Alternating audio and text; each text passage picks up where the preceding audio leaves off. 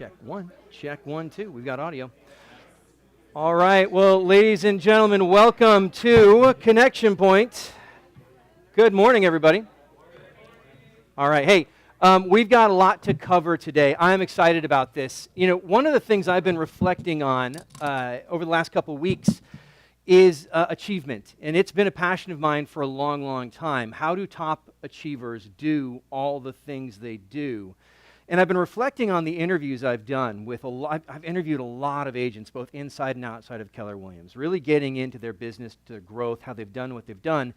And one of the things that comes up over and over again is they put themselves in conversations they did not belong in, right? If you listen to Tanya Bambrook, how did she build her business? Because when she started, she would find the top producers and she would just sit and listen to the conversations of people who were doing the things she wanted to do. You know, and I'm practicing this in my life too, right? One of my mentors was the CEO of one of the leading banks in the Bitcoin industry, right? He's recently stepped down from that. Marion Benton is the founder of this region. I mean, she is so next level to what I am doing, right? She's one of my mentors. And Mark King, the president of the company, doesn't know it yet, but he's one of my mentors too. We're tight. I texted him this morning. He actually texted me back. Anyway, who are you next leveling with? And that's what I want to look at this meeting, Connection Point, as. This is a meeting for high achievers, top producers. You may not be there yet, but you can be part of the conversation. But I want this to be a place where top producers next level, right? And so we're going to get into that a little bit more. But that's going to be our focus here at Connection Point this year and in the Market Center moving forward, is how do we next level? And if you're just getting started, that's okay. Your mind is going to expand and grow. You're going to realize that the people who are in your life, you may need to bring in some more people. You may need people who stretch you, who make you think. That's why family reunion is so important. Who's going to family reunion this year? All right. If you have not signed up, I really highly encourage you to get to family reunion. It is one of those events that's going to expand your way of thinking. You're going to be in conversation with top producers through workshops and keynotes. You're going to leave changed. So if you can be there. Now, I know prices have gone up. There is a black market online. Go look for tickets at cheaper prices there. However, always verify with the market center they're coming from that they do indeed exist, and they're not some Russian hacker. Hey, so here at Keller Williams, our mission is to build careers worth having, businesses worth owning, lives worth living, experiences worth giving, and legacies worth leaving. We don't want you to hustle for the rest of your life. We want you to next level and have a business that does the work for you. And our mission is to be the real estate company of choice for agents and their customers. Obviously, our values are God, family, and then business. And if you get that confused, it's messed up. I've been in this industry since 2004. And I think anybody who's been in it for a long time has seen families fall apart in real estate. They fell apart because they didn't manage their finances. They fell apart because they lost their priorities. And so I don't know where you are with God. That's between you and him, or not him if you don't believe in him. But your family is going to have a place of primacy, right? And I know my personal life, this is the values that I'm reflecting and trying to live out, and I think there's some merit to it. So our Y4C2Ts, this is our beliefs. This is what makes us different in the industry, what makes us leaders. It's why our market centers are not called brokerages. It's why we're called the center of the market. That's what we strive to be. Here to tell us a little bit more about our Y4C2Ts, Mr. Brent Beachel. Good morning, everybody. Oh. I can do this. There you go. All right. Boom. All right. So, you know, Woody talked about the values that we have in God, family, and business. And I know Alice and I, that's what keeps us here. Because you can go a lot of places. But, boy, being here and having that being the same compass that we have in our life has made a whole world of difference for us. So, love giving a quote of the week. This week it's from Jim Rohn, who was a leader in personal development, just a great man. And he said this: we all need lots of powerful long-range goals. But that's only there to help us pass through those short-term obstacles. And, you know, the market has got a little obstacle out there for us, right? And we don't have control of that. But how do you go around some of those obstacles? Well, when you look at our Y4C2Ts, that's kind of like the way to get rid of those short-term obstacles because they're the powerful long-range goals that you can have in each one of your businesses.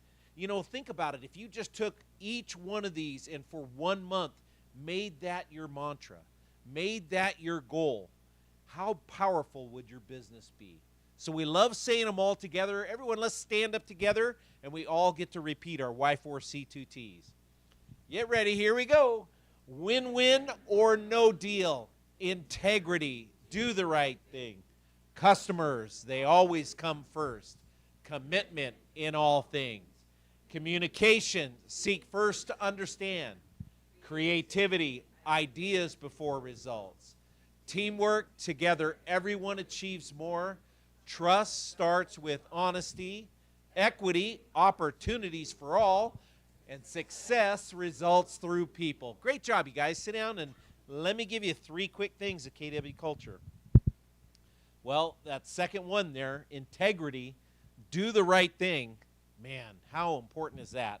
You know, Webster says that integrity is the quality or state of being complete.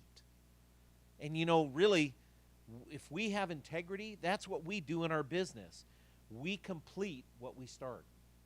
That's great KW culture. Doing the second thing is doing the right thing. No matter how small, or not worried even if you get recognized for it. Because that too is great KW culture. And the third thing is you want to follow the model.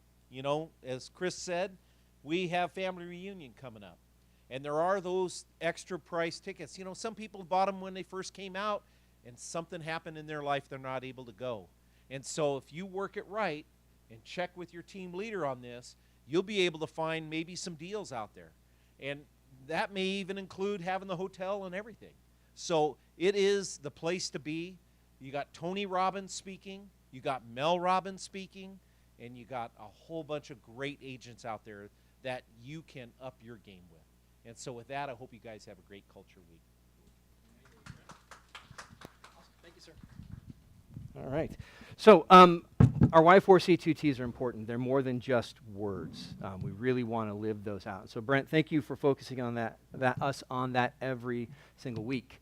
We just wanted to welcome to the Market Center some newcomers: Tim Platt, Justin Scaracelli, Edna Brooks, Frank Ortiz, and Crystal Chavira. Any of you guys in the room here with us today? All right. Yeah, I want you to stand up if you're one of our newbies. Welcome you. All right.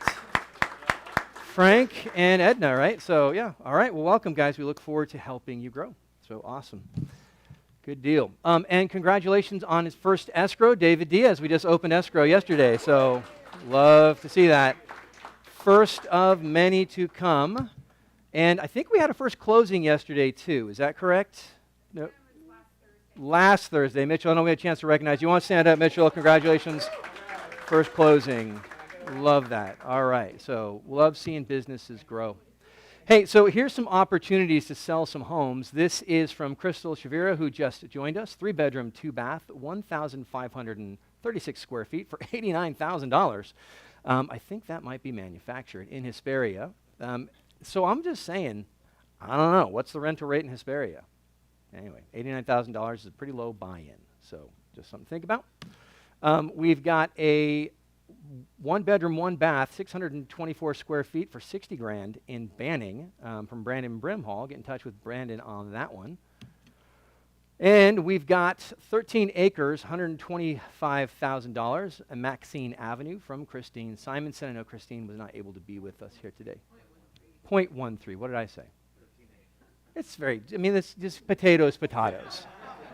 You know. All right, that's fine. Okay, good. All right. So maybe a little difference between 0.13 and 1.3. That's a little different. Okay. Here we've got 3 bedrooms, 2.5 baths, 2,456 square feet for $1,050,000, listed by Bob Jacks over at 2870 Norco Drive in Norco, California. And 3-bedroom, 2-bath, 1,362 square feet for $538, Caraway Lane, Riverside. Kevin Allen, get in touch with Kevin on that one. That's a pretty good price for Riverside starter home. What's that, Sam? He might have 20 offers, so call Kevin if you want to get under that, but they're probably considering some. And we've got a 3-bedroom, 1-bath, 888 square feet for $610 in Chino, listed by Joe Lujan. So get in touch with Joe. Good. And we've got 3 bedrooms, 3 baths, 184 square feet, $508,000 from Mary Brown Edwards. I feel like Mary has something to say about this. Mary. Okay, let's hear it. Yeah. Large,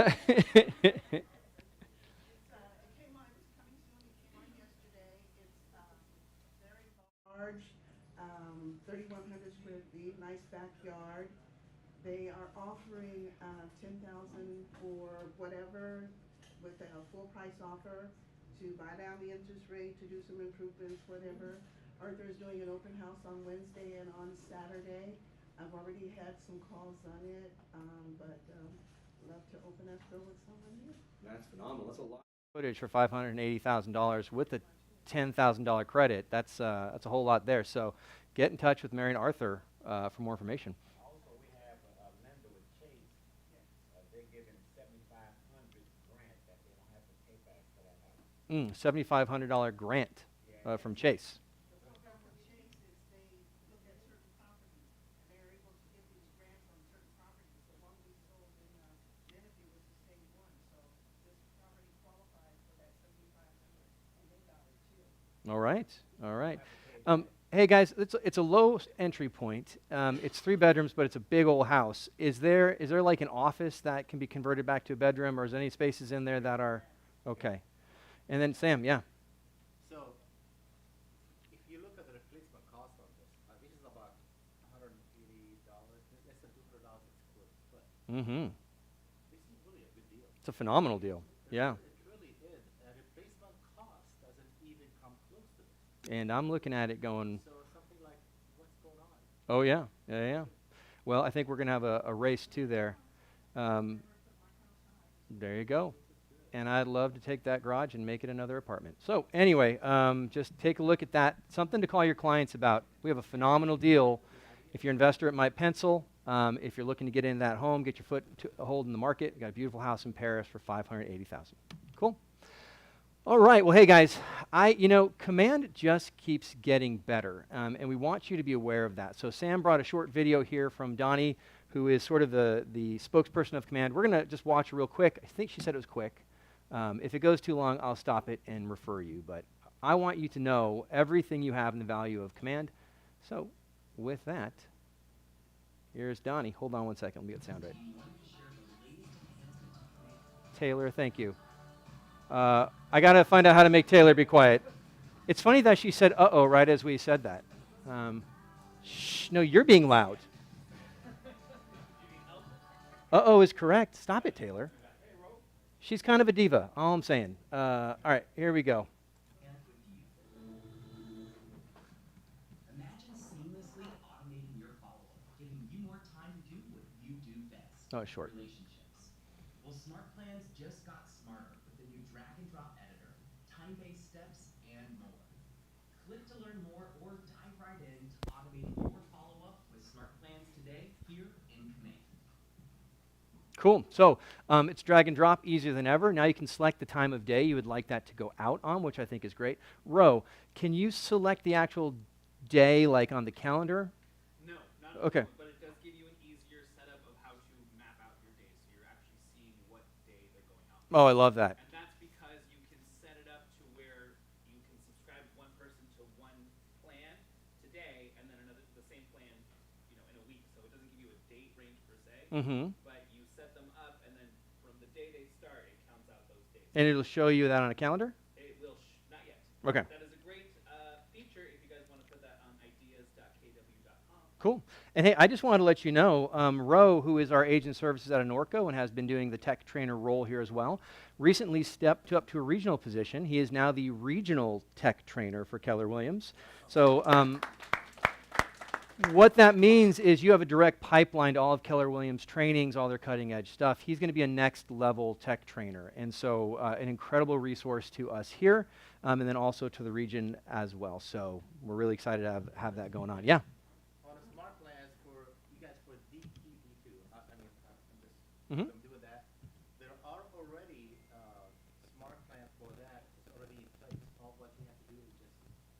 drag it and put it in, and Donnie, it'll you're give you the quarterly content.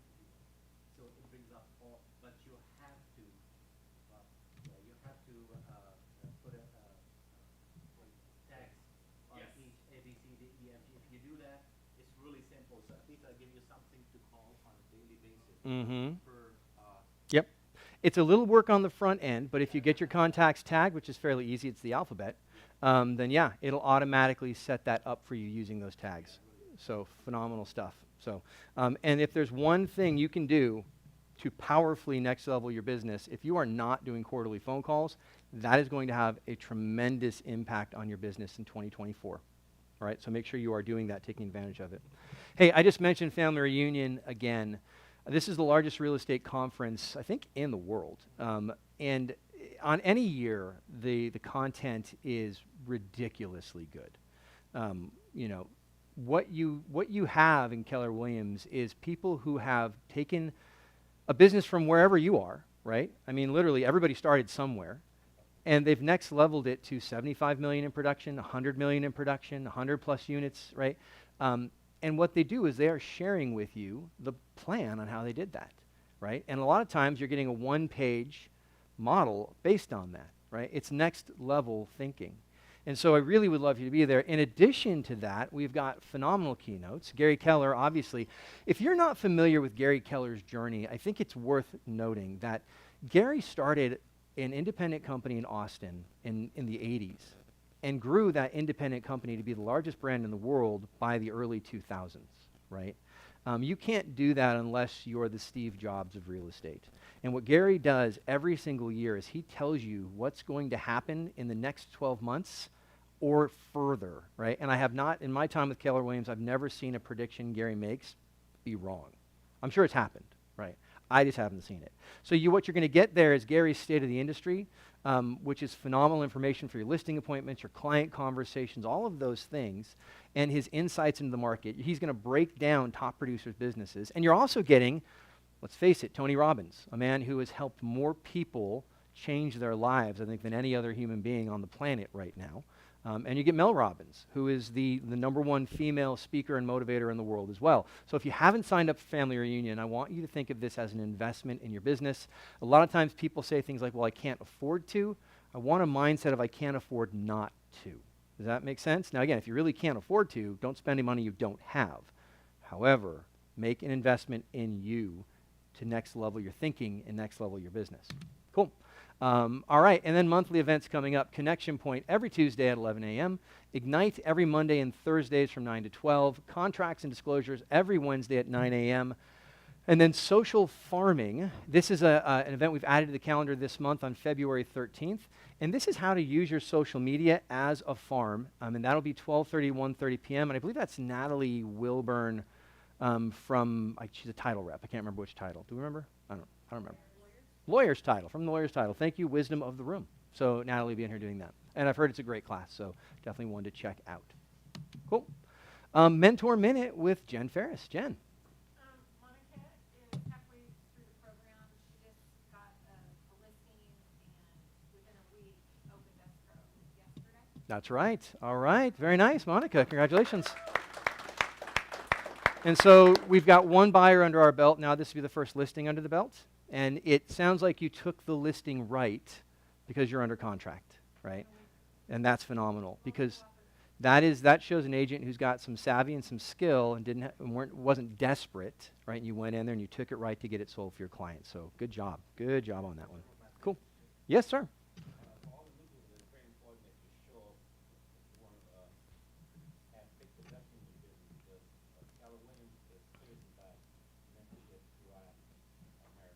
Mm-hmm. Yep. Yes, sir. Thank you, Arthur. Yeah, and we're seeing it go. We also have our commercial minute, so come on up. All right, and this is for the audience at home. There you go. Hello, everybody. My name's Jacob Bernardi. I think I may have met a few of you in the past. We're your commercial team. We're located in Ontario. We are associated with the Benton Group, and we are partners with the Benton Group. I've been doing commercial since I was 19, so about 10 years or so. We've had a lot of success as a team, and we have mentioned we've been talking about production today and also elevating your game, and that was something that kind of stood out to me from your initial talk, and that's something we're really emphasizing this year as well by trying to show up here and meet and mingle with you guys. And on top of that, I hope to be an asset to you guys. Last year we had our best year. We did approximately just under $100 million in volume, just my team, and we have only 5 of us in our office that are brokers, and one that just joined.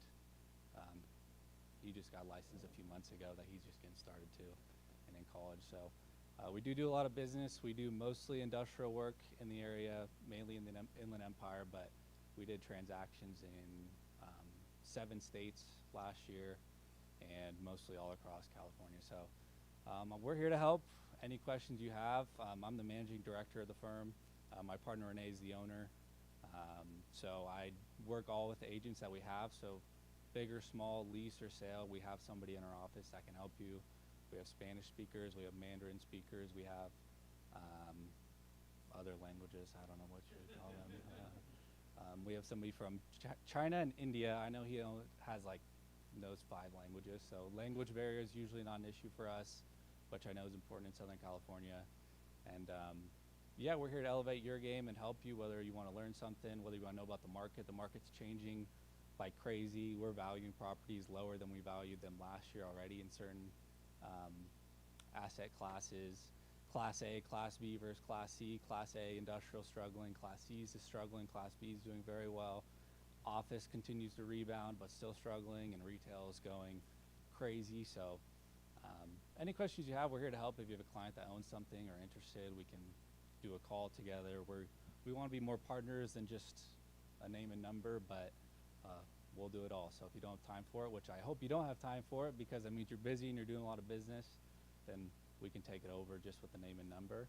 And if you want to be more involved, we can do our best to accommodate. So I'll stick around after the meeting if you have any questions. But again, I'm Jacob Bernardi, and we're here to help. Awesome. All right. Thank you, Jacob. Thank you. I'm sorry, what did you say, Ro? I said ask for an invite to their parties. Ask for an invite to their parties. That's absolutely right. So, yeah, so we are a residential brokerage, and that's why we have a commercial division that you can refer to. And so they are 100% commercial.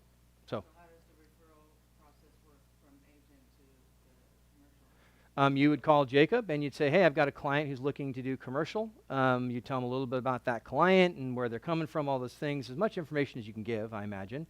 And then you guys sign an agreement to establish that referral relationship, just like what you would on a residential property. And then commercial takes it from there. And just like you do your due diligence with your residential clients when you refer, you would then reach out and you would have those conversations with them, say, hey, to check in. A normal agent are we not licensed to do our own commercial? You are licensed to do any real estate in California. However, the DRE does ask that you have some training on it and that some supervision on it. And I firmly believe that specialists get paid more, right? And if you have a heart problem, you want a cardiologist, not a general practitioner. And so if you want to get paid in this industry, specialize. If you want to constantly be scrambling, then try to do everything. The reason we don't do commercial as dabblers is because your ability to get sued is much greater and a much higher value. And typically what happens is a residential agent dabbles in commercial, they do something wrong because there's a lot more to it, they get sued, and then the market center has to deal with that, and then usually what happens is that agent would then leave and our E&O insurance goes up for everybody, right? Our E&O insurance currently doesn't cover commercial, I believe. We have a cap on that. So yeah. So that's why we have a relationship with KW Commercial in Ontario. So cool. Yeah. Cool. All right, so that's our commercial minute. And then today's topic, our mastermind today. And this is really where I want the top 20% next levelers here. Because if you are going to next level your business, then that means you've got to do so at the detriment of the 80% of things that just destroy your time and your energy, right? If I want to 10 times my business, I can't do things the way I've always done them.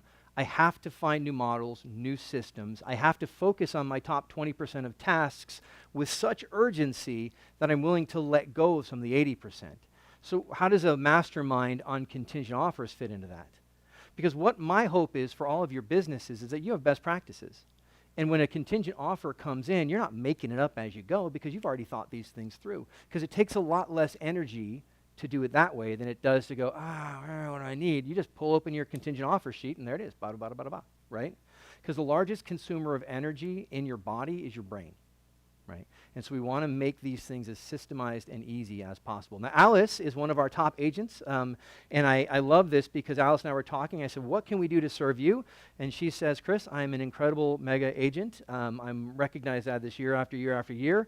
And she says, I do contingent offers. I know how to do them, but I'm not sure I'm doing them the best way, right? I love that. And that's a lifelong learner. That's a lifelong learner mindset. And so let's talk about accepting contingent offers. We'll start by accepting. We're going to be talking about making a little bit too. Ro, I'm going to turn off this mic. Can you bring up the room? So, what is it that, as agents in the room who are doing a good clip of business, let's just get it out of the way. How do we feel about contingent offers? They're complicated. They're complicated. Okay, Mary. I can tell you that I had a client who wanted to do contingent offers because he was selling his property and he wanted to pay cash.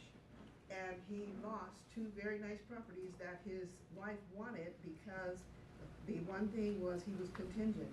And the sellers did not want to take contingent offers. So he finally listened and he ended up selling his home and then having to be ready when he found the home that they want. But they lost out on 2 homes that they really wanted because they were contingent, and these sellers did not want to take contingent offers. Yeah, and so there's a reality that when we're representing buyers, right, who are sellers, we have to understand and be able to tell them that it is going to be a less desirable offer if it's contingent. Because as Jen said, it's complicated. So let's talk about, you've got a listing right now, and you're starting to receive offers.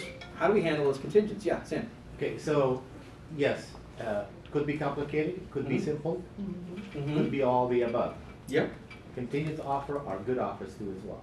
Absolutely. If you have a full control, not full control, a good understanding of the other side. Meaning, this is a domino effect. So I really need to know who is the seller, your seller. I need to know who is the buyer. We need to know if the agent themselves, if they could handle such thing, and how organized they are on the actual timeline that they have strictly to follow, and to be, so in other words, you're really doing their job too as well, but you are all working as one team. Right. And if you have that good communication, good control, and you understand that it's a good buyer, then the contingent offer could be a good, solid offer to Absolutely. go after. Alice. Well, yes, we want to know, so I had a very high C as the seller. Okay. We, for whatever, it was a perfect home, we were getting no offers, we got a couple, but we got a contingent offer, and when the offer came in, I wanted to know on the counteroffer, how much do we need to know about the other buyers? I asked Joan, and Joan said they have to show the RPA, and they have to show proof of that it's in escrow. But my seller wanted to, do we have the right to screen the buyer? Or in the counteroffer, how much do we put in that counteroffer back to the contingent? Are we supposed to say, we want to see, you cannot have a contingent buyer on their home? How much control do we have? Because I didn't put that into the counteroffer, because I trust, the other agent did such a good job of selling herself that I didn't feel like I protected myself very well. No, it did close yesterday and things did work out well, but my seller wanted to know about the buyer, and the other agent says, we don't have to give you all the information. Joan said, we don't have to know all the information. And you know what? Jen, you had a comment on that. Yeah. I mean, I've been doing this since 1998, and so, you go back in our time machine to when houses literally sat for upwards of 6 months. Yeah. Contingent offers were you were happy. Mhm. Toughest deal I ever did was 5 legs, 5 houses in a row. And I was the listing agent on the 5th one. So when we got, now mind you, if everything's sitting for 6 months, You got time. I mean, go back to 2000, right? Mhm. And in 6 months, maybe your house is shown twice. Okay, so when this is presented to you, so what we did in our counter, to what Joan is saying to Alice, is it's okay to counter and say, okay, I need the addresses of all the houses in line. I need permission from every buyer to talk to every escrow company. And then I need to see the RPA and the counters of all the legs, because to Alice's point, if you have to make sure that in all these legs, that they're not gonna just keep accepting contingent offers, or me on the 5th leg would end up on the 10th leg. And here's the thing, you can't trust that the other agent's gonna be a communicator. That's why you need permission, that we need to talk to these other 4 escrow companies. And we need to review these other RPAs. And so, to me, they're complicated. And then you have to look at, well, when are their contingencies due to be removed? Has the appraisal been done? Or did you just open escrow? Right. So to me, they're complicated. Yeah. In a perfect world, I'm accepting a contingent offer that's already in escrow and has released their contingencies. Right? That's my perfect world. That's my gold standard. We've been in a market where you can say that for a long time. We kind of slipped out of that market now. Now we're having to deal a little bit more.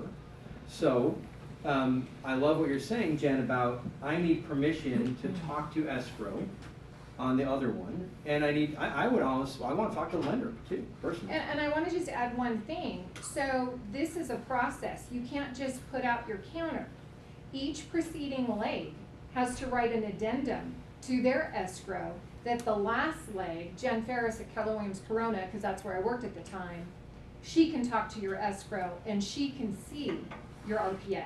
Yeah. It's a little complicated. You can't just fire it out and Absolutely. let's sign it. Everybody Absolutely. has to agree with the I would think, can we difference. agree on a minimum though, in a market like this, the contingent offer needs to be listed and on the market? That's the thing. Okay, yes, okay, so that's gonna be a minimum standard in our best practices, is it has to be listed, right?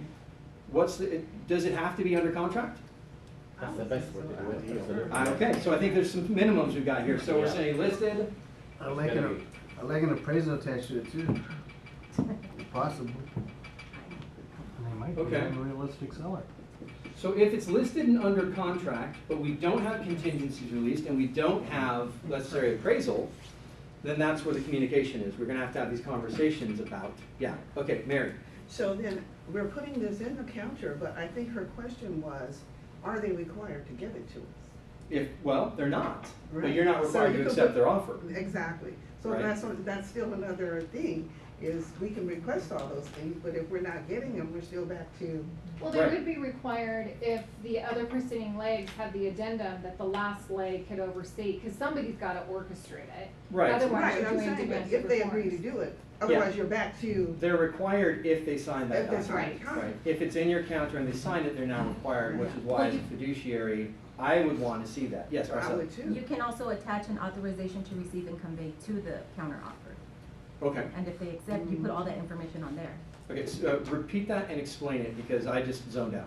So an authorization to receive and convey information, you can put all parties and Yep. pertaining to each transaction on there, and everyone signs it. And that's a car form. Yes. Yes. There you go. All right, so that's a very It's the clean way to do same, it. same car form if you use it for the banks to Mhm. convey information on behalf of the seller. Okay, Can you say again out loud? I didn't hear what that card form was. Authorization to receive and convey information. But, and when we accept a contingent offer, we did not, it all worked out.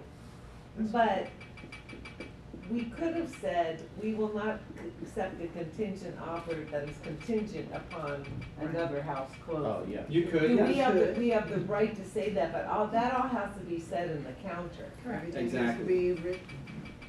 Yeah, Because- I think this is really important. Any information that you need to gather before you Right. Or it needs to be requested in a counter.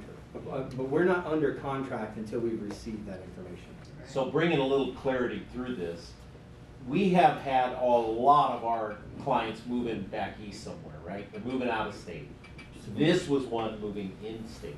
So the contract for the contingency was out of Florida, and the van was moving out here instead. So they do it completely different out there. So that kind of throws a little wrench in what we would have if it was just dealing with the California contracts. Again, one of the things we had a high C client that's like, I want to know every detail. I'm an engineer Oh type my of guy, goodness. and he wanted to know, who the buyer of the home in Florida, if they were qualified, and just all the super details in it. He's searching Zillow to try and get ideas on, is that house going to be of value and all of that. So the type of people that you deal with also is very important. And I'm going to say, depending on the value of the property, right? So say I've got a buyer coming in from Florida, and they're making a purchase of a $2 million home, and they're selling a $3 million home in Florida. I'm going to call that agent, and I'm going to say, can I see your CMA, right? Yeah, we did all that. We did Perfect, all yeah, that. absolutely. And then I might call an agent and get an opinion from an agent in Florida, right? From a local Keller Williams, and say, hey, who's the top producer here? Can I get your opinion on this CMA? What do you think, right? And because I don't know Florida from my head to my tail, right? Oh, wow, oceanfront, could be great. Could also have a drug dealer next door, which might raise the value or lower it. I'm not sure. Does that make sense? And so I think that's a way to verify across. What else? Well, Sam? we choose our own poison, right? Yes, we do. And we have to represent the seller of this end. So like Yep. in Jen's, that's a deep poison, 5 legs. And a different market. Yeah, a different market, but it's really, it's very, very hard work. Mm-hmm. So in many cases, the highest one we ever done is 3. Mm-hmm. But we were in pretty good control with that one. So normally it's just 1. That's what you want to do. Mhm. And by the way, these kind of offers are in a way the last resort, Mm-hmm. because you don't have as many offers on your property that you like as possible, and you have a contingency and you want to say, hey, this is what we've got, so we haven't had what you want, therefore let's give it a consideration. That's about it. So in this market, do we agree that 1 leg is probably as deep as we want to go? Yeah. Yeah. That's all. Okay, good. All right, what else? What else is that we need? We talked about communication, right? Calling the other agent, learning as much about that property as we can. Yes, Araceli? I also check on the buyer's agent. So I go on the MLS and I check to see how long they take to close their transactions. Okay. And if it's a history of, taking a long time, I know it's not gonna be a good, That's right. All right, or is it their first Ending. transaction? correct? Right? Because if it's the first transaction, you got to acknowledge that, like you said, Sam, you're kind of doing both your jobs. And then also making sure the lender, the lender's pretty competent and knows what they're doing. Okay. When you receive an offer, I mean, that's gonna tell you so much about the agent. Right. Mm-hmm. When you receive an offer that's missing this and that, then you start talking about, oh, do I really wanna go into this transaction, or do I wanna do a 2 job for a price of 1? I'm not sure. So it have a lot to do with the first offer, first expression is really important. Yeah, absolutely. What else? What else is it that we need to talk about in terms of this? I love the idea communication, right? Seek first to understand. That's one of our Y4C2Ts. So I'm going to call that agent and I'm going to ask the questions. I'm going to trust, but then I'm going to verify. Okay, great. Sounds really good. Can you send me your CMA? Right? I want to know how you price that property. Can you send me the appraisal if it's been done yet? I want to take a look at that. Where are you in terms of your contingencies, right? How firm are the contingencies? What is the request for repair still out, right? Have you done the request for repair? Send me the request for repair. Those kind of questions. Yes? And then average days on the market for that property. Yep, average days in the market for the property. I love that.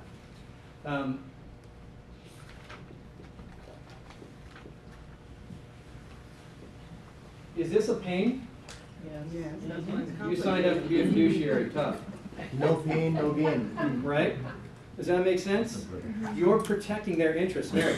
And when it comes to agents, because I hear this a lot, even in some of my other roles and the board meetings and things like that, but experienced agent is not always the best agent. Amen. Because they can sometimes take it for granted, get a little lazy. I'd Mhm. rather have an eager agent that's got some experience, but is willing to work and learn. Yep, yep. Because they will work well with you. I will tell you Yeah. that there are agents out there who do a lot of business, Mhm. who don't know the contracts and aren't really that interested in it. There you go. Right?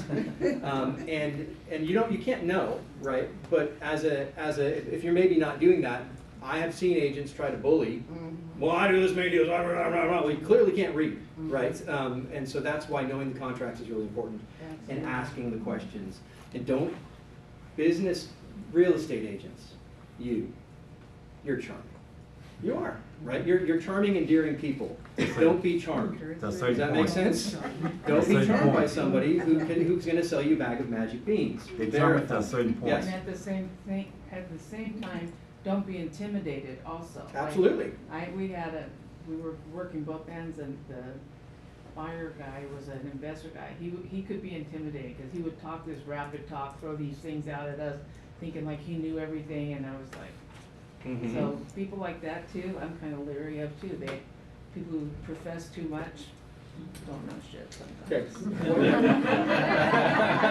I'm sorry, but we're going to have the no profanity review. There you go. Jeannie, too. I didn't see it coming from Jeannie. There you go. Yes. I did see it coming. Thank you, Bob. All right. Top teams, what else? What else? How do we avoid the horror stories? Right? How do we get this into a one page so that you just have it, we can hand it out, boom, this is our best practices? Knowing the contract, it is so critically important. Yes, it's boring. Yes, it takes a long time. Yes, it takes all that. But do understand the verbiage in the contract, so you'll know it very well. When somebody throws something at you, like the bullshit that she's talking about. That's good. Where's that jar thank you. that we- You know all that. Yeah, and again, Jeannie, you did this. So yeah, know the yeah, absolutely though, Right. Because knowing your contingencies, knowing the timelines, right? Knowing what's going on the other side, knowing their timelines, and if they're in another state, don't take for granted they're the same timelines, because they're not, right? Yes. The Florida timeline did not have any contingency removal. And so then in the contract, so we said that we were going to accept this contingent offer, and the offer was not, it was on the market, but it did not have a buyer. We gave them 17 days to find a buyer. They did find a buyer. And, but, so they found the buyer, but then we didn't have anything to say, we gotta take a look at your contingency removal dates. It's like, how much do you put in the counter? Yeah, It all worked out. it did work out. Because I did do a lot of work. Yeah, absolutely. But the contract, it wasn't in the contract. Right. And we just trusted, based on intuition and discretion, that it was all gonna work out. But I would have really liked to be a little bit more protected in the contract. I would, okay, well, top producers, I don't want to give my 2 cents right now. What do you think? I mean, how much of this has to be contract? How much of this is a good idea, right? So it depends on the transaction, but some transactions, all your contingencies cannot be removed. Right. And so sometimes you just have to have a conversation with your seller and say, you know, in real estate, we didn't always remove our contingency. So on this deal, we may need to close it the old-fashioned way. Yeah. I would say my hack, unless somebody else has something else to say. Well- My hack is to get, Mary, please, you got experience out of yours, come on. And then make sure it's in writing. I mean, we can have these discussions on the phone with the agents, but when it's in writing, it has so much more Mhm. validity. If you get it in writing, there's terms that you can create. Yeah. Not a big deal to write an addendum, right? Yeah. Not a big deal. But the thing about it is in writing, right? It's good to write.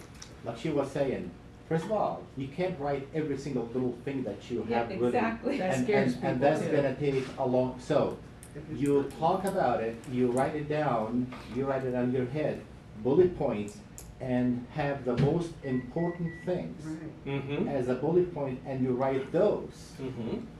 I mean, Here's what I do. otherwise it'll be a journal. I take those things and I feed my list of things I want into ChatGPT, and I say, write an addendum to contract stating that they will X, Y, and Z. I get it concise, and I And copy and paste. I Yeah. copy and paste into the addendum. Well, adjust it. Yeah, adjust it. Oh, absolutely adjust it. Yeah. And also, I'm humbled to ask somebody who's done things like this before and get their opinion. Boom. Yes. Because, The like, smartest I know people that's know. what we do. Ask for someone else. Hey, can you look at this for me? That is next level thinking, right? had a land Next contract level that was- thinking says who, not how, right? How do I do this? No, who knows how to do this, right? Okay. All right. So. And then just knowing in general the contingency forms and what they say and the timelines and how you can All the cars. lower those, timeframes or extend them. Mm-hmm. Absolutely. Knowing the contract, knowing the contingency. We had a deal in this office recently that it just kept delaying and delaying and delaying. And so the agent went ahead and sent a extension, but with the extension, she sent a predated cancellation. So that, to say, no more extensions, we either get it done by this day or it cancels. And we check with legal, that's legal, right? And if you've got one of those dragging out, I mean, you can do that. You have to know how to do these things, right? Right. If you don't, talk to somebody. But the key in what you just said is you have to check with legal, because Right. if the buyer is still demonstrating that they're trying to perform, Right. you can't just kick them out. Right. So it Well, depends on the timeframe. It depends. It depends on the Yeah. time frame, extensions, all those things. How far out of their contingencies are they, right? And is it explicitly in writing? Yes. We have an extension. It's Yep. great. Yep. You can extend, but Yep. it's gonna cost you $2,500. That is applicable but not refundable to the purchase price. Absolutely. Yeah. And guess what? They did that. Right. If you really wanna do it, that's what it is. In an Right. extension, the rest of the money have to be released. And I as know long we as veered possible. we veered off contingent offers, but this is part of contingent offers. Because what do contingent offers sometimes do? Run on. Run on, Yeah. extend, right? And so, would you have that conversation up front? We're Yes. accepting this Yes. contingent, but in the event of a delay, we're It's gonna the do X. SIP. Right, yeah. Well, seller in possession, yeah, absolutely, Yeah, yeah. but you can put a daily fee on there. You can, so close on per time, you meeting. can have a daily fee in the SIP, but, if. That yeah, could you can do affect the that. loan, that could affect the loan though, quite a bit. It could. Right, but It if it's could. up front, then the lender knows. Right. If it's That's at the fair. end, then you've gotta redraw. Right, I'm talking about when you write the offer, you Yeah, count it, yeah. right? right, I love that, so get it up front, Mm-hmm, and then everybody knows. yep. We're in a weird place in our industry where we look at things like a demand, right? And we go, oh, I don't want to send that. I don't want to hurt anybody's feelings. No, man, you are a fiduciary to your client. You have got to observe the contract. And so if somebody is not closing or giving you or releasing all those things, you send the demand. Not because it's your job to protect your client's interests. And they don't have any interest if you don't do it. Just like if you don't send over your inspections, if you don't send over your disclosures, the due diligence period does not start until you get all that over there, right? So that's why we do it really quick. And that includes your seller walk. That includes your final or your verification of property, right? If you didn't do your verification of property, you don't send that over until the week before, they have 2 weeks from the time you sent it to review it. You just reopen contingencies, right? So these are things, knowing the contract, getting it all up front. Okay, so let me do my rundown of what we got. I The don't. due diligence starts from the day that is more acceptance thing. or opening of escrow. Mm-hmm. That's where it starts. Right. Yes. Now, it's your fault as an agent if you do not deliver whatever needs to be delivered within that period of time. Exactly. Yes. Exactly. Yes. All right, Sally. Yeah, you could also increase or release the deposit and make it non-refundable. Absolutely. Yeah, we So got we're gonna that. accept your counter, but we need an increased deposit. And we're making half of that non-refundable. And if you're gonna do an increased deposit, you have to do a separate Addendum. liquidated damage, because it's Oh, not yeah. covered on the And initial addendum. deposit. Okay. Is that a best practice, or is that this is a little shaky, I wanna protect us? What do we think on that? Case by case. That's a case Case by by case? case. So best practices, I'm gonna say, is it's our ideal scenario, right? In our ideal scenario, the property is listed and it's under contract. Double contingency. That's my ideal scenario. In my ideal scenario, it's listed under contract and passed inspections, right? And they're just waiting to close. That's my ideal scenario. If they're not, then what I'm going to have to do is get an authorization to accept and receive information, right? Okay? That's going to give me permission to learn the details of that transaction from the escrow and from the lender, right? And that is my due diligence to protect my seller.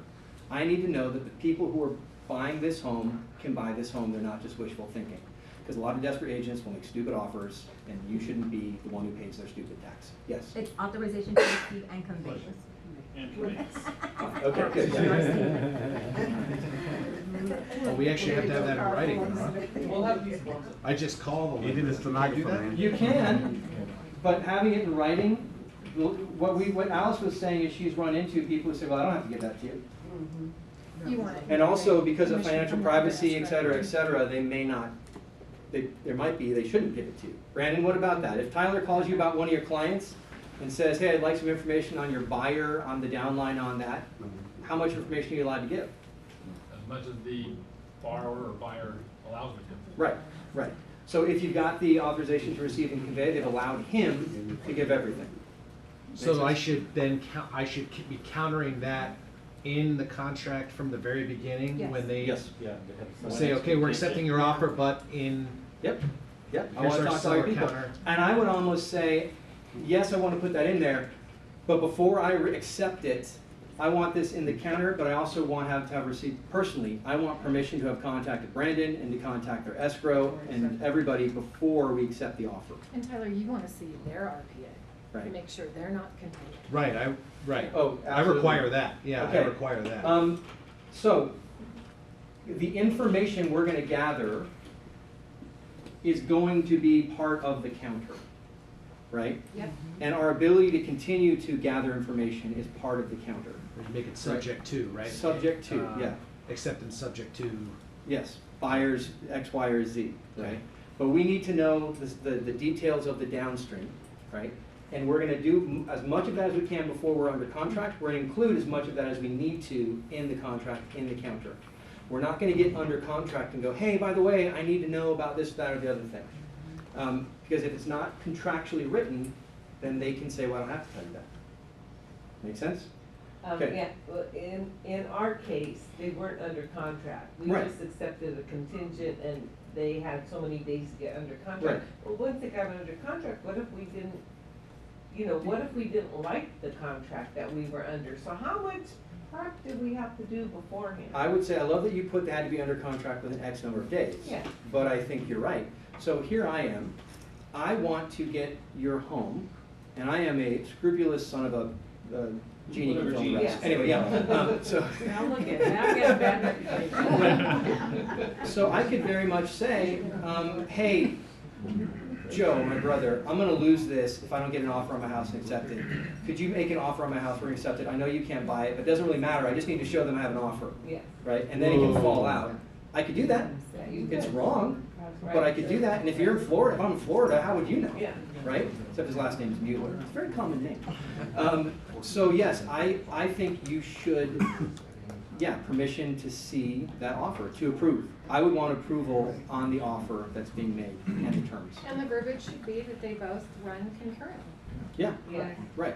But there was no contingencies on the Florida offer, so then I have to also write that in there. Right, We well, didn't see any removal of contingencies. and that might not be part of Florida's thing, that's why I'd contact a Florida agent to help you review those offers, right? But I would personally, if I'm accepting one that's not under contract, and it has to go under contract, I want some right to approve, for my clients to approve that offer, or we drop out. Because again, what if they accepted an offer, but it was like 120 days? It was 45 days. Right, yeah, there you go. So, but you have to protect, you don't know, right? So we have to be able to do that. So yes, I Okay, would all say, right, thank you. yeah, I don't know if we write that in. We'll look at the notes. All right, in theory, we want one leg.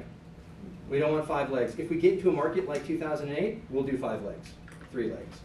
But in this market, 1 leg deep is the best practice, right? And then we want to check out the other agent and the lender, and we need to know the average days on market for properties, where they are. But again, if they're under contract, and we know the terms of that contract, that's not as big a deal. If we're accepting one like Alice, where we said it has to be 17 days, if the average days on market is 90, then it better be a screaming deal, right? We need to know that, all right? And then I think we just underline this over and over and over and over again. Know the contract, know the contract, know the contract, know the forms, know the contract. And then the number one hack that a top producing agent, a next level thinker is going to do is ask someone. This is who, not how. I don't need to know everything. I just need to know someone who knows everything, right? And so if I've never done it before or I'm not comfortable with it, you call Joan, that's great. But ask someone, hey, how would you deal with this offer? Or would you be comfortable with this offer, right? I don't know Florida, I'm gonna call a top producer in an office in Florida and say, I don't know Florida, can I ask you to take a look at an offer for me, right? Yeah, I did that. I know you did that, yeah, absolutely. Yes? I was just gonna say that the terms on the COP matter a lot as well. Okay, give me the COP. Contingency on, for the buyer. Right, when they yes, submit that. absolutely. I need to see the terms of their purchase and their contingency, yeah. I need to know all that. So I'm gonna just put terms of COP.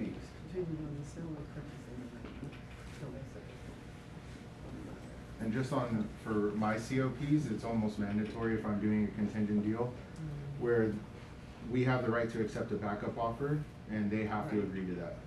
Okay. It's at the very bottom, and they can't counter it out.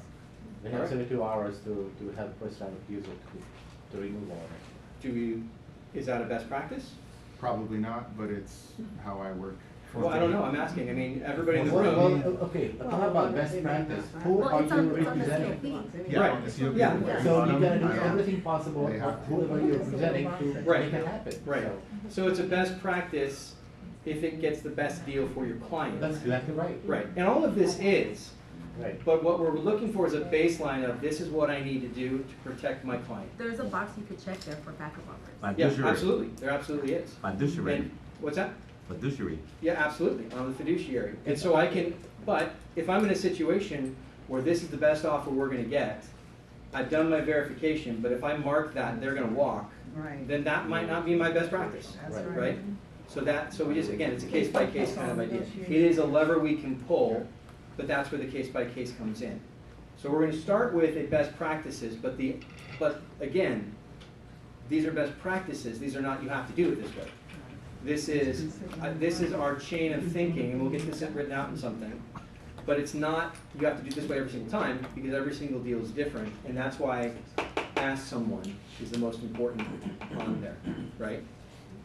Any other thoughts on this accepting contingent offers mastermind? Good. For our producing cappers, top agents, is this helpful for you? Yeah. Okay, good. For those of you guys who are not there, this is where you live, right? You're living in the mindset of a top producing agent. This is where iron sharpens iron. Okay, so on the other side, I don't know what the other side was, I think we can take those best practices and we can look at that in terms of making contingent offers.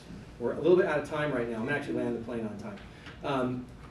But making contingent offers is basically the opposite of what we just did, right? You're gonna take all those things, you're gonna be ready to. If I want a home run contingent, I'm gonna answer all the questions before they have to ask me, right?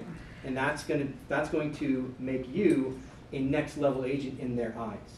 Because if you come in and maybe you don't have a ton of experience, or you do, but if you come in with a package of this is my offer, here's all the things, call whoever you want to, as an agent, I'm gonna say, okay, this person knows what they're doing. I'm feeling good already, right? So we can talk about that. Hey, Brandon, are you our sponsor today? Who's our sponsor today? Yes. Brandon Bedoin is our sponsor from Secure Choice Lending. Nice jersey. Yeah. So I think Sam finally beat me. She asked me to sponsor lunch, and she wanted to do a Super Bowl theme, so we got walkie tacos back there. But she said everyone was going to wear jerseys. I didn't get the email. I guess she got me for never dressing up all the But Brandon Bedoin with Secure Choice Lending, we are a mortgage broker and non-delegated correspondent lender. So a lot of times on conventional and VA loans, we will lend out our own money, and we will go on title as the mortgage company. I want to add a couple things about about the contingent offers, and then also talk about Cal HFA Dream for All. So a couple things your lenders can help with on contingent offers is number one, if it all comes down to do they need the cash or can their debt to income ratio handle both payments? So sometimes I'll have a buyer come to me and they don't need to sell their house to buy the next house. So we could always have it as they're departing residents, they're getting rental income to offset that current mortgage. And then if they're putting down enough money, I could run that property through our automated underwriting system and see if they get an appraisal waiver. So that'll help decide if they're gonna be able to buy that house and need an appraisal or not. And then also I could let them know if they qualify with the departing resident's rental income or not. Another thing is, do your cross quals on contingent offers. Because there's little things that can trip people up. And I've been seeing more and more lenders become desperate and they're getting pre-approval out quickly and they're not checking things. So one thing I've noticed on one cross qual was they currently have an FHA home loan on their current home and they were gonna have a departing residence, rent that out, and buy the next home with another FHA home loan. Unless you have certain situations or circumstances, you cannot do that. One, the new FHA home loan has to be over 100 miles away. And two, it needs to have like some reasoning behind it. It's a bigger, better home because we just had another child or something like that. So watch out for some of those things. Ask a lender to help cross-qual if you see a contingent offer and you have questions about it. Other things you could do is there's a program called Buy Before You Sell. It's a type of bridge loan. So Buy Before You Sell is saying, hey, we're gonna give you an offer on your house and let's say you have it listed for $700,000. Well, we'll give you up to 70% of that. And you can take that money, put it down on the next house, and we're not gonna count your current mortgage against you. So that might make it a lot easier to write an offer so you're not contingent and more likely to get that offer accepted, but it does come with a cost. So those vary, but most of the time it's 2.4% of the sales price. So if that's the case, a $600,000 purchase price that they're gonna sell their house for eventually, that's $14,400 that seller, now buyer, could be forfeiting.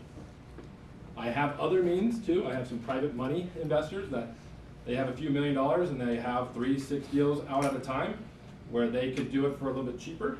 And I've talked to Dave about one of these where they can lend their money and we don't have to, they don't care about the current mortgage payment because they understand that house is gonna be sold. They're also another type of bridge loan. Bridge loans are less than 12 months. So the whole goal is, we know you need to sell this house. It's just a matter of time before you sell it. But this way you could write non-contingent offers that way. You guys have any questions on that? If you do, you're always welcome to call or ask later. Well, the client, I have a client that's a seller, but it's also a buyer, and they need to sell their home. They need to get a mortgage or a loan to buy the next home. So we had to put offers out there. We couldn't get it accepted because we're contingent. So I talked to Brandon. I was like, Brandon, what are my buyer's options to not be contingent? So he kind of brainstormed. We brainstormed together, kind of played chess with the situation, and it's one of those things where you gotta ask someone. So we found a way where we can put offers without being contingent and still be able to secure their home and then go back and sell the current subject home at a timely manner. So that was a good way to get out of that contingent. Yeah, his client's problem was they needed the cash to put down enough money to qualify for the new payment. And they couldn't use a bridge loan because a bridge loan, most commercial bridge loans will hold the buyer responsible for the current mortgage, the new bridge loan payment, and the new home payment. So that makes it very hard for a lot of people to buy using that method. So the Buy Before You Sell program makes a lot of sense, and also private money lenders that are trying to turn money quickly within 3 to 4 months usually are also a good answer. Could you do a bridge loan when somebody have a 401k or IRA or whatever? Could you do a bridge loan using that money? Yes. You could. I mean, as an investor. it's up to them if they want to pay it back. Usually if you take No, money. I'm talking about as an investor that you allowed to use that funds. Oh, an investor? Yeah, for that. I don't know. That's a good question. I know of another agent that has a special type of retirement account for investors like that, and he's allowed to take money out of it and not be penalized so that he could turn it with real estate purchases. Self-directed IRA, if you're interested in more information, you should talk to Brent about that. Yes, perfect. Anything else? He does that. All right. Cal HFA Dream for All. So it's coming back. We don't have a whole lot of specifics, but we know enough. So it is the second phase. It's the key term now is first generation home buyer. So a first generation home buyer is somebody that, to the best of their knowledge, their parents don't currently own a home. Or if they were ever placed in foster care, they will qualify as well. Even if their current mom or dad owns it, but they were placing foster home. You do have to be, only one borrower has to be first generation home buyer. But all borrowers have to be first time home buyers. And the term of first time home buyer is different than what we're used to. You have to be not on title in the last 7 years.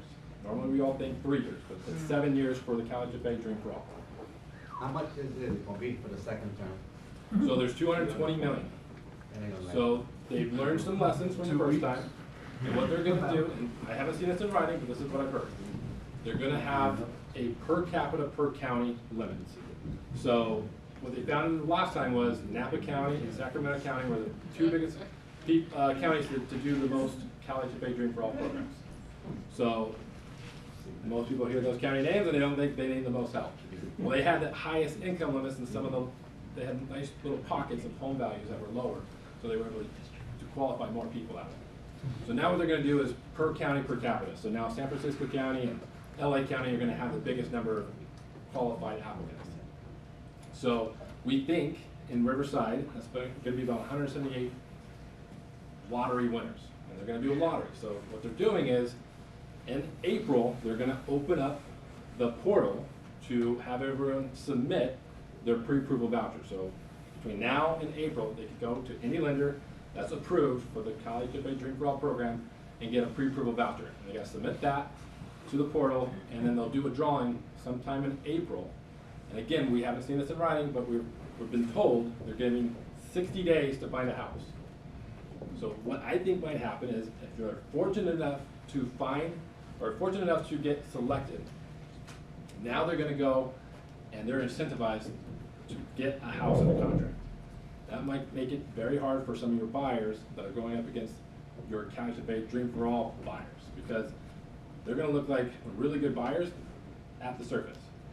Conventional, 680 or higher FICO scores, 20% down. So again, do your cross calls, because I've seen some of this stuff not make sense on the first time around. Hopefully it's a little bit better this time around. But those people are going to be making sure that they bid high enough to get the offer accepted. And it's all going to come down to the appraisal. So just do your due diligence on that kind of stuff. Is there an income limit on that? So yes, income limit on the Dream for All program is different than the College of Bay other programs. So in Riverside County, we normally go up to 187,000, but they're capping it at 149,000 for the Dream for All program. So it is a little bit harder to qualify. The way it works too is it's shared appreciation, and the key word is appreciation. I've heard it called shared equity. Equity and appreciation are two different things. If they're paying principal down, they're building equity. College of Bay does not want to share in that part. They just want to share if they bought the house for 500,000 and then 5 years later they sell or refinance it and the appraised value is 600,000, then they're sharing in that 100,000 of appreciation. And they get 20% of it, Yeah, 20%, and it could be less if they have a low income. So if their income is 80% lower than the AMI, area median income, then they could only have to pay back 75% of that 20%. A little complicated, but. I'm sorry, what is the debt ratio?